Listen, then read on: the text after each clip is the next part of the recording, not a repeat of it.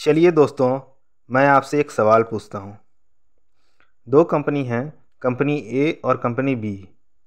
ए company का share price 100 रुपये है और कंपनी बी का शेयर प्राइस 10,000 रुपये है।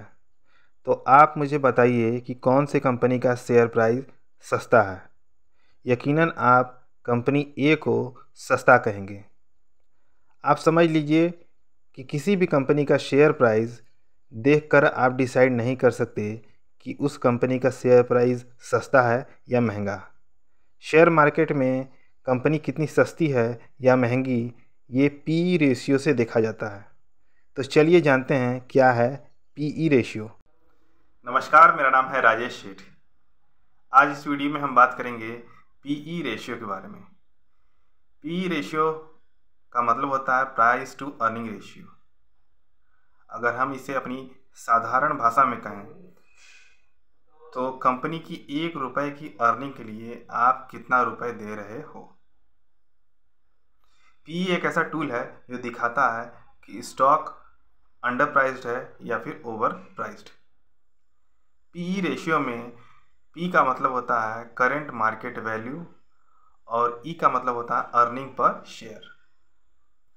पीई रेशियो का इस्तेमाल इसलिए किया जाता है कि पता लगाया जा सके कि स्टॉक की प्राइस ओवर वैल्यूड है या फिर अंडर वैल्यूड। पीई रेशियो में दो फैक्टर होते हैं। एक तो होता है कंपनी का शेयर प्राइस और दूसरा होता है earning per share. Earning per share यानी कि एक शेयर पर शेयर होल्डर ने कितने रुपए कमाए हैं।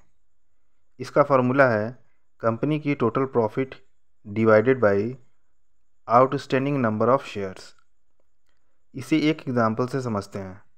मान लीजिए एमआरएफ ने FY24 में 15,000 करोड़ का प्रॉफिट किया और उसके 300 करोड़ आउटस्टैंडिंग शेयर हैं।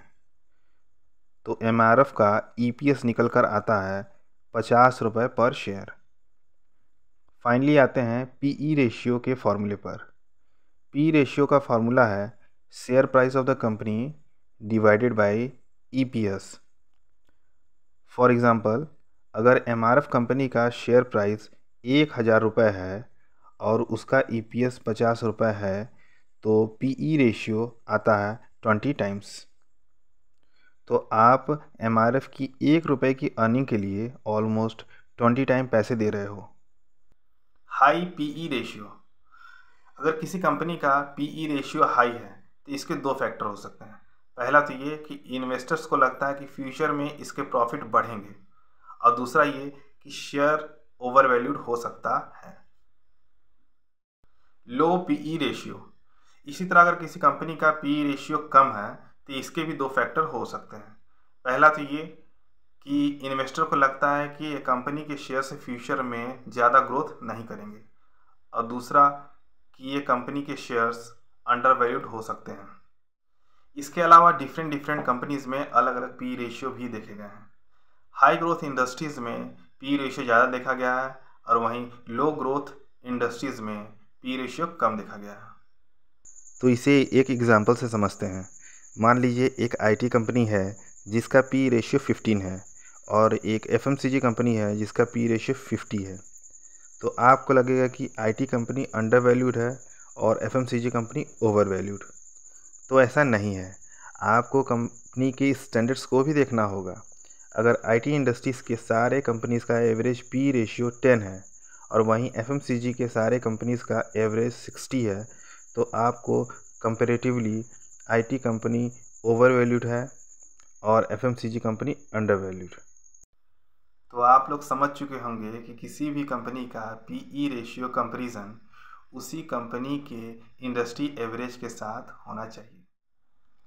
पी रेशियो एक ऐसा टूल है जो हमें कंपनी के ओवर वैल्यूएशन और अंडर वैल्यूएशन होने का इंडिकेशन देता है। बट मार्केट कंडीशन और कंपनी के स्टैंडर्ड्स और कंपनी के फंडामेंटल्स देखे बिना हम एक वाइज डिसीजन नहीं ले सकते। ओवर वैल्यूड का मतलब होता है कि शेयर अपने रियल कीमत से ऊपर ट्रेड हो रहा है या फिर महंगा है और आने वाले समय में हो सकता है कि इसकी कीमत गिरे।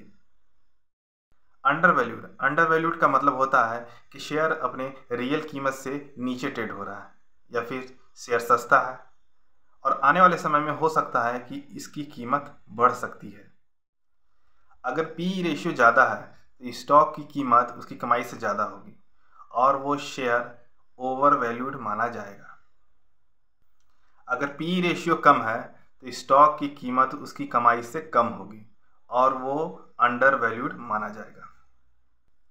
इसलिए ज़्यादातर आपको लो पी रेशियो वाले स्टॉक्स में निवेश करना चाहिए, क्योंकि धीरे धीरे चल के ये स्टॉक्स अपने रियल वैल्यू तक पहुंच जाते हैं और आपको फ्यूचर में प्रॉफिट भी दे सकते हैं। मान लीजिए दो स्टॉक्स हैं, एवी और बीसी, दोनों ही बैंकिंग सेक्टर के स्टॉक्स हैं। एवी स्टॉक्स आज 100 रुपये पे ट्रेड हो रहा है और इसका ईपीएस 10 रुपये है, तो एवी का पी रेशियो हो जाएगा 100 divided by 10 equals to 10 rupees.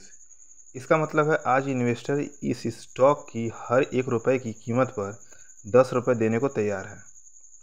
और दूसरा है बीसी स्टॉक जो 110 रुपये पे ट्रेड हो रहा है और इसका ईपीएस है 13 रुपये, तो बीसी स्टॉक की पी रेशियो हो जाएगी 110 divided by 13 equals to 8.46 rupees. इसका मतलब है कि आज इन्वेस्टर इस स्टॉक की हर 1 रुपये की कीमत पर 8.46 रुपये देने को तैयार है। ज़्यादातर लोग जो बैंकिंग सेक्टर में निवेश करते हैं वो एबी को सस्ता देखकर उसे खरीद लेंगे, लेकिन ये फ़ायदे का सौदा नहीं होगा। ऐसा क्यों? इसका जवाब पीई देता है। अगर आप पी रेशियो देखें तो बीसी की पी रेशियो कम है, यानी आपको हर 1 रुपये की कमाई के लिए कम पैसे देने पड़ेंगे और साथ ही कम पी के वजह से ये स्टॉक अंडर वैल्यूड है, यानी आने वाले समय में एबी के मुकाबले बीसी स्टॉक के बढ़ने की ज़्यादा चांसेस हैं। इसी तरह हमारी वीडियोस को लाइक करें और शेयर मार्केट की ढेर सारी जानकारी के लिए चैनल को सब्सक्राइब जरूर करें। धन्यवाद।